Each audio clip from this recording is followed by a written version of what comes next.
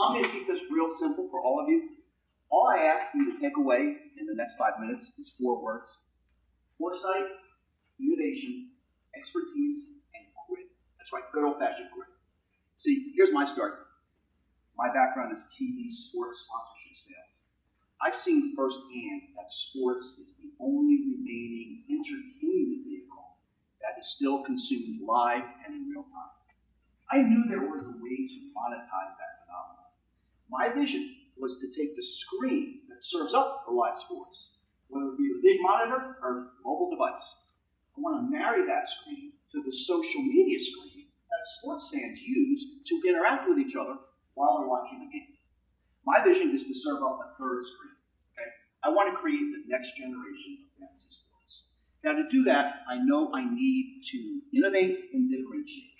See, I saw all this coming. As a TV sports sponsorship guy for 30 years, I knew it was only a matter of time before the TV networks, the teams, the leagues, they all wanted to vie for this space. My ultimate goal is to partner with any or all of them. To do that, I see 2 glaring weaknesses in the current fan engagement space. First, let's face it, the current generation of daily fantasy contests are not winnable for the true sports fan. By now, I used to call this the dirty little secret of daily fantasy. By now, this is well documented. 1% of the players are winning 99% of the money. You can go on the DraftKings website right now, scroll to the bottom, you will see that at any moment in time, 80% of their users are net losers. Okay? That's for starters. Number 2, there's no home team platform. Think about it. We're all sports fans. Most of us forge an alliance, a bond, a connection with a team early on in our lives, or teams. We've maintained that connection our whole lives. The very nature of fantasy sports, whether it's the old school season-long, you draft players in your buddy's basement, or the current iteration of daily fantasy, often cases we're out of conflict. Our heart is pulling us in one direction, our wallets are pulling us in another direction. That's a problem. I created FanHalf to address those 2 market weaknesses. FanHalf will serve up customized contests that users can choose revolving around their favorite team. If the Miami Heat are playing the Detroit Pistons, I'm a Miami Heat fan watching the game on Fox Sports Florida. I or my fellow Heat fans will enter a FanHalf contest which will challenge my ability to predict my team's performance and players in real time. Conversely, I'm a Detroit Pistons fan. I'm watching the same game on Fox Sports Detroit. FanHalf will serve up a completely different contest in which Detroit Pistons fans who are watching the game on Fox Sports Detroit will compete against each other. Now, to do this with this home team model, I believe that lends itself to 2 customer acquisition strategies. Okay? I can partner with ex-athletes, influencers, in a given market on a market-by-market basis. I can partner with media personalities who have large social media followings. And I can partner with content providers, whether they be in the fantasy space, the sports betting space, or maybe they're just good old-fashioned sports fans. Maybe they've been too intimidated by fantasy or betting, but they've got a team to root for. I've got 3 addressable markets that I can monetize with FanHalf. Now, here is my monetization model. Probably a good time to take a sip. I will operate FanHalf as a daily fantasy sports platform. I'll follow the same model as DraftKings and FanHalf. I will stage cash contests. I will keep an operator rake of 10, 14, 15%. I'll disperse prize money. I believe I have scalability through stickiness. My target customer is the Detroit Lions fan who does not schedule time with family, friends, or spouse on Sunday, so he knows if the Lions are in the early game, he'll be late. He'll then turn around, he will watch his Red Wings on Monday, Wednesday, Friday night. He'll watch his Pistons on Tuesday, Thursday, Saturday. I can build that market on a market-by-market basis, build that model, and scale it across 25 markets. Here's where I'm at right now. We talked about bootstrapping around this morning. At this point, I've got about $200,000 of buying and skin in the game. I think you can feel my conviction and my passion. I have built my MVP. I have built my customer identity verification system, and I have crafted what I consider to be a surgically precise marketing model. I'm now looking to go to market. There's something called the Burgess method, very popular on the West Coast. Bob, I don't know if the East Coast guys look at it as much, but the Burgess method essentially looks at 5 criteria, and it assigns a monetary value. First, prototype. Actually, first is concept, then prototype, then management experience, and then strategic relationships within the vertical. I'd like to make a case today that FanHalf checks those 4 boxes pretty well. So pre-revenue, don't have that part yet. But you know what I do have? And Burgess doesn't register on the scorecard. I've got grit. I've done all of this single-handedly from my living room. And oh, by the way, doing it while running a $30 million sales desk for CBS TV. I am looking to take FanHalf from the corner of my living room into 200 million living rooms. I'm hoping that somebody here today will share that vision with me and help me turn it into reality. Thank you.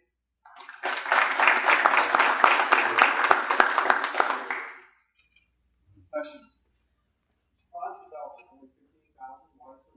I've built, Bob, I've done the heavy lifting. I've got about $100 grand towards software build out. I contracted with a developer in Chicago who specializes in fantasy sports. My prototype exists. It's a responsive design website. It will recognize the device it's on, configure itself accordingly. I can migrate that to app at any moment. I built a prototype for NBA and NFL. I built it specifically so that I can add any sport incrementally. I could add MLB for about 10 grand. I can add NHL for another 10 grand. That's why I only see 15 grand at this point. I've done the heavy lifting. I've built the mousetrap. I can go to market right now.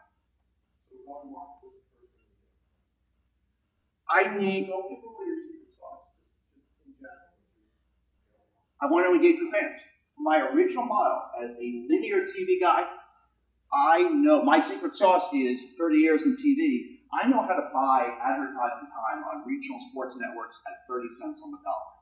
I believe I can build a customer acquisition strategy that will create a lifetime value of customer that can generate a 3x to 4x return on marketing spend. That's why about 60% of my ask is allocated towards marketing. Now, I'm a legacy media guy, even a dinosaur. What I've discovered along the way is digital marketing, social media marketing. There's a reason that advertising dollars have migrated from legacy media, TV, radio, to the digital social space. It's precision pinpoint. I have customer acquisition metrics and lifetime value metrics. Bob, I'd love to show them to you over a cup of coffee or send you my deck. I believe I've got a CAC in the neighborhood of $20 to $25. I believe I can generate an LTV in the $60 to $80 range. And that's where I see a 3x to 4x return on marketing. So when you're having your mindful moments and you're trying to meditate and your thoughts are overwhelming you, what's your biggest concern? What do you think the biggest challenge out there is? My conundrum, Steve, I think I'm living the classic entrepreneur conundrum.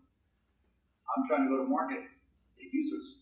I don't have users right now because I need the money. To get money, you have to have users.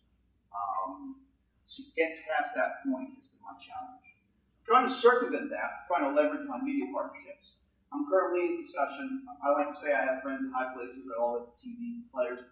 I've gotten in the door at some big players. I can't quite get over the hump because I can't get out. I feel like I'm on second base, maybe heading toward third. To get me home, I need 2 things. I need marketing capital, but I want it to be smart money. I want to align myself with a strategic partner who either has immediate distribution or relationships. I'll tell you, I walked away from 400 grand last year from a good buddy of mine, wealthy guy, eccentric as hell. He thought he could give me 400 grand. He wanted 50% of me.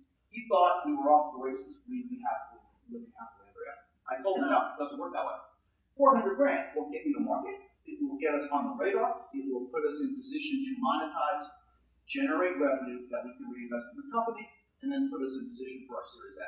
He just didn't get it. I walked from that. I want smart money. Now, I guess back to your question, getting to that, I want to partner myself with the right player.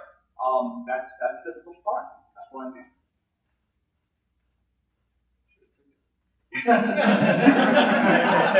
Don't think that these, what I'm doing by these moments in the morning, don't think I haven't thought of it. Go on. Yes. So, how would you differentiate drafting and rules with the complex that they do on the drafting game? How's your platform? All right, they've just gotten into that. I thought where you were going with this, they will ask you, and you can bet this offshore, they will ask you how many points, rebounds, and assists will LeBron have tonight? And you can go over under on 38 and a half. And frankly, I do that, okay? As a consumer. Where I differentiate, I want it in real time. FanHalf will ask that same question at halftime. So, if it's a Tuesday night and the Lakers are beating Phoenix by 20 points, and Vogel knows he's got a big back-to-back coming up, he's going to sit LeBron, and he's not going to get his normal minutes. Conversely, it's the same question. It's a Thursday night. The Lakers are playing the Rockets on the TNT game. Vogel is going to and playoff seedings are on the line. Vogel is going to run LeBron out there for all 24 minutes of the second half. His points, rebounds, and assist number go accordingly. To your point, Mike, what I'm trying to do is create an in-game engagement. I'm asking the viewer, my user, to assess what's going on in real time and make his predictions accordingly. To finish on your point, you've got 58 million people who, when they hit the submit lineup button on Sunday morning, somewhere between 11 a.m. and 12:55 p.m. Eastern, they're basically done for the day. You can go cut the grass, you can play golf, you can go to the movies. It's engagement, but it's what I would call a passive form of engagement. FanHalf is trying to create a more direct form of engagement.